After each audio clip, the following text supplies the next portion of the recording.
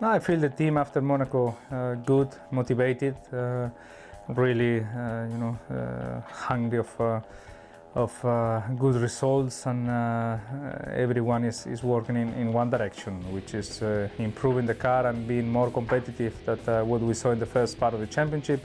We are realistic, we know where we are, but we want to start from now on a different kind of results and try to enjoy a little bit more the weekends. I think it is important to be united and to spend some time outside the weekend also with the engineers, with the mechanics, with people from the team, because there are always new ideas, new things that came in mind, and even in a normal lunch conversation, maybe there is something that you remember, or there is something that you would like to try for the next Grand Prix or in the simulator, or some new ideas. So it's good to share some of these things here in Maranello with all the staff, and I think Ferrari is good on this family environment, and we need to take or maximize this kind of feelings. Canada for sure is an important race for us. We've been preparing Canada race in a very careful manner, and we've been I think improving the car on the aero side, also on the simulator, doing a lot of work in the setup, and trying to arrive to Canada with a better and more competitive car. So let's see what we can do. Obviously everything we improve is related also, and we need to wait what the competitors are doing as well, because we need to match what they are doing plus something. And yeah, hopefully Canada is the starting point for us with some good points back home. Definitely Canada is a very nice track, very challenging track. There are only 6 or 7 corners on this circuit, but all of them they have something special. All of them they have some danger. All of them have a lot of lap time. So it's a circuit that we enjoy, circuit that definitely there is no room to mistake. All the walls are very close, so it's challenging, but it's nice to drive. For sure, the city, Montreal, is a lot of passion for the race when we arrive there.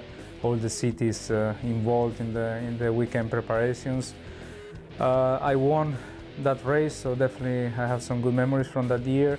And I also remember very well a couple of years ago when we have a big water storm in the circuit, and we had a red flag for a couple of hours, and we were waiting on the grid. So definitely there are some memories, up and downs in terms of results, but hopefully this year will be a good one.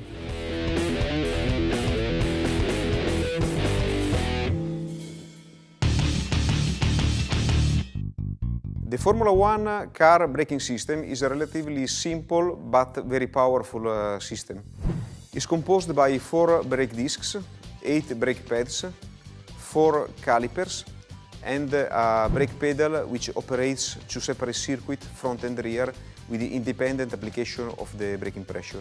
The material used to produce the discs and the pads is carbon-carbon, which is characterized by a good compromise in terms of friction characteristic, thermal resistance, and weight.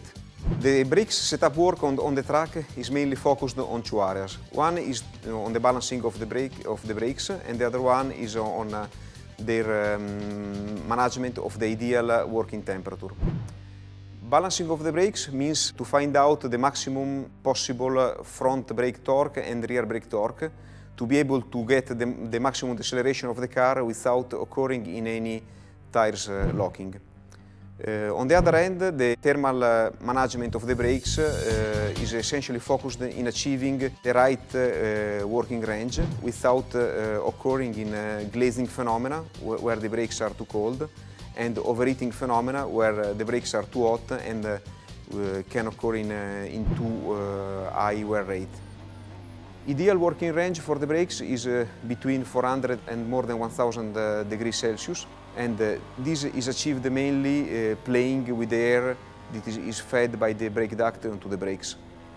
A typical high-power braking maneuver has been seen during China race, where after the longest straight of about 1.2 km, Fernando Alonso has been able to drop the speed from about 330 kph onto 60 kph with a time needed of about 3.7 seconds. For this kind of braking, the maximum deceleration that can be seen is about 5.5 g, where for a typical traction phase, the maximum positive acceleration that can be measured is about 2 g, with a ratio between these two maximum of about 2.5.